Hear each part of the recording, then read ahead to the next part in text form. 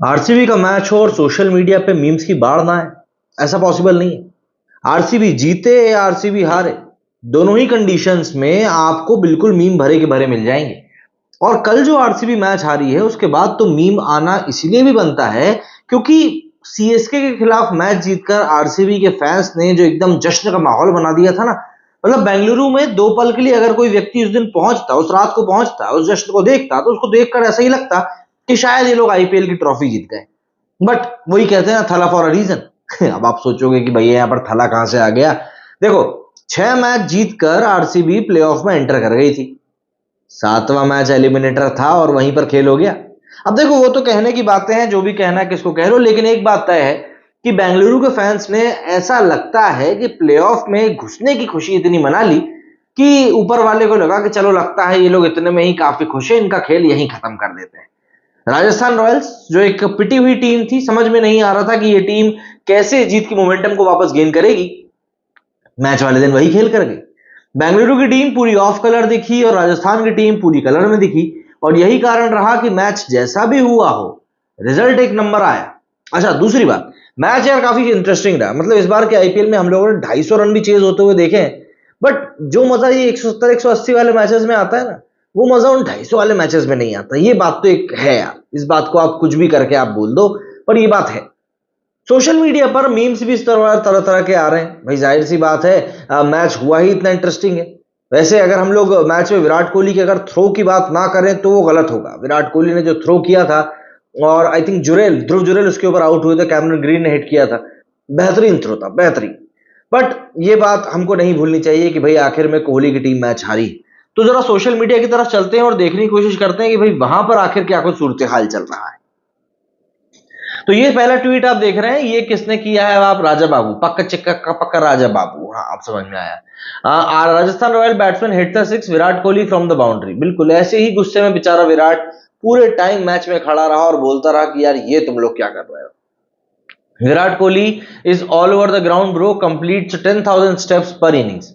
इतना इतना ज्यादा एक्टिव रहते हैं विराट कोहली कि ऐसा लगता है कि भाई ये मैदान पर फील्डिंग कम और अपने फिटनेस गोल्स को कंप्लीट करने के लिए ज्यादा एक्टिव रहते हैं। खैर अच्छी बात है, एक्टिव रहने में कौन सी बुराई है।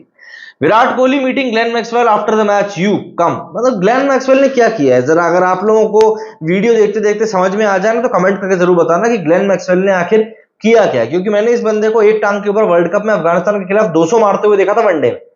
यहां पर दोनों टांगे सही थी इसकी, फिर क्या हो गया समझ में नहीं आ रहा।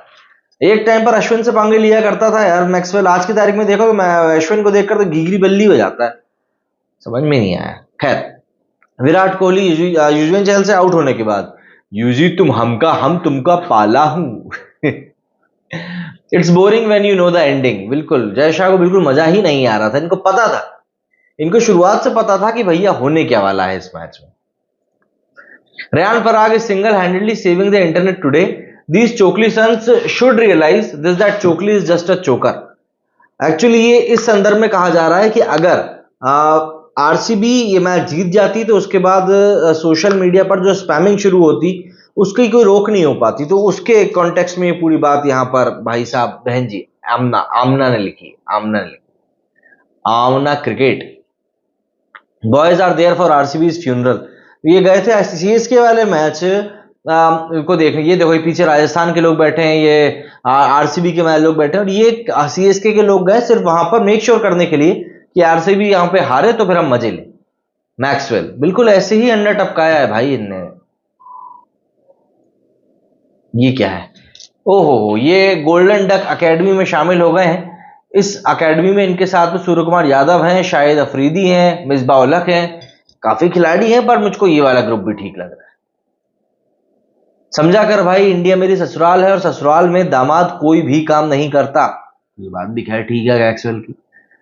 ये पनौती टीम को तो मेरी स्क्रिप्ट भी नहीं जिता सकती। 17 साल से कोशिश चल रही है यार, 17 साल से।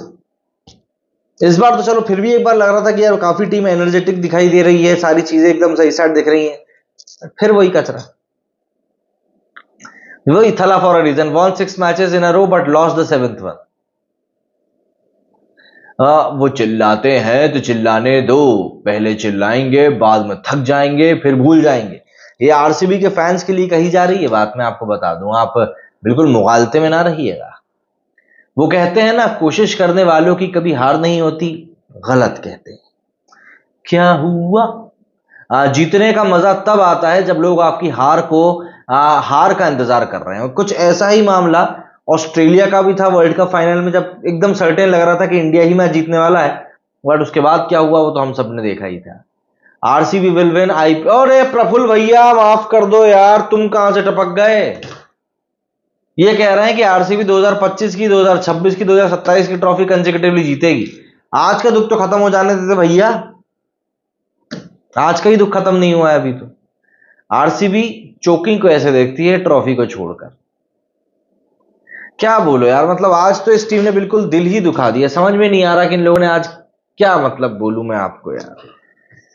उम्मीद तो थी, देखो थोड़ी बहुत, झूठ नहीं कहूंगा, थोड़ी बहुत उम्मीद तो थी कि यार आरसीबी ये मैच जीत सकती है। और ये उम्मीद इसलिए नहीं थी कि आरसीबी रेड हॉट फॉर्म में थी, बल्कि ये उम्मीद मुझे इसीलिए थी क्योंकि राजस्थान बहुत बुरे फॉर्म में थी। और जब सामने वाली टीम इतने बुरे फॉर्म में चल रही हो तो फिर यार ये सोचने में बुराई क्या है कि हाँ चलो ठीक है अपनी टीम जीत सकती है। लेकिन एक बात समझनी पड़ेगी कि यार आखिर विराट कोहली की इस टीम के साथ में दिक्कत परेशानी आखिर हो क्या रही है। समझ में नहीं आ रहा है क्या हो रहा है क्या नहीं हो रहा है। चीजें हाथ से निकलती जा रही हैं या चीजों को ये पकड़ना ही नहीं चाह रहे हैं, पता नहीं क्या हो रहा है। बट दिक्कत परेशानी कुछ तो है। मतलब ये जो खिलाड़ियों को रिलीज करते हैं वो खिलाड़ी दूसरी टीम में जाकर हीरो बन जाते हैं। आप शिवम दुबे की बात कर लो, दिनेश पडिक्कल की बात कर लो, मतलब समझ में नहीं आता आखिर इन लोगों के साथ में क्या है। वॉटसन की बात कर लो। आरसीबी को अगले साल मेगा ऑक्शन होने वाला है, उसमें एक बार फिर से इनके पास में मौका होगा कि ये तीन इंडियन खिलाड़ियों को रिटेन करके एक विदेशी खिलाड़ी को रिटेन कर सकते हैं। अब यहां पर सवाल ये उठता है कि इनके पास में फॉरेन का प्लेयर ऐसा है कौन जिसको ये रिटेन करना चाहेंगे। भाई मैक्सवेल ने जिस तरह की परफॉर्मेंस दी है उसके बाद तो क्या ही बोल दें। फाफ डू प्लेसेस की अगर हम बात करें तो फाफ डू प्लेसेस 39 के ऑलरेडी हो चुके हैं, अगले साल तक वो 40 के हो चुके होंगे। तो एज ए लीडर भी अगर आप फाफ डू प्लेसेस को लेकर चलना चाहते हो तो लॉन्ग टर्म के लिए उतना सही नहीं हो सकता और आपको चूज एक ही बंदा करना है। कैमरन ग्रीन की परफॉर्मेंस मुझे नहीं लगता कि इतनी ज्यादा शानदार रही है कि आप उसको रिटेन करना चाहोगे। तो यहां पर आरसीबी के सामने एक बार फिर से वही सारी सिचुएशंस हैं कि आप आखिर में करने क्या वाले हो। या तो आपको पूरी की पूरी टीम के बाद फिर से रिस्ट्रक्चर करना पड़ेगा आपके पास, क्योंकि कोर ही सही साट नहीं बैठ रहा है। मतलब आप बताओ ना, आप चलो कोहली को आपने रख लिया, आप सिराज को रखने के मूड में हो, आप यश दयाल को रखने के मूड में हो। मतलब ये सब चीजें कहीं ना कहीं आपके दिमाग में, मतलब बैक ऑफ द माइंड तो चलती ही रहेंगी। समझ में नहीं आ रहा है। खैर जो भी था, ये आईपीएल सीजन कहीं ना कहीं आरसीबी के लिए जितना रंगीन बनकर आया है उतना ही क्या बताऊं मैं आप लोगों को, उम्मीदों के ऊपर पानी फेरने वाला भी इनके लिए था। इससे अच्छा तो ये होता कि ये लोग शायद प्लेऑफ में एंटर ही ना करते, तो कम से कम आरसीबी के फैंस की इतनी ट्रोलिंग ना होती जितनी की अभी हो रही है। अब आप लोग मुझे बताइए आप लोगों का इस बारे में क्या कुछ कहना है। मेरे स्टूडियो फिलहाल इतना ही। जय हिंद जय भारत।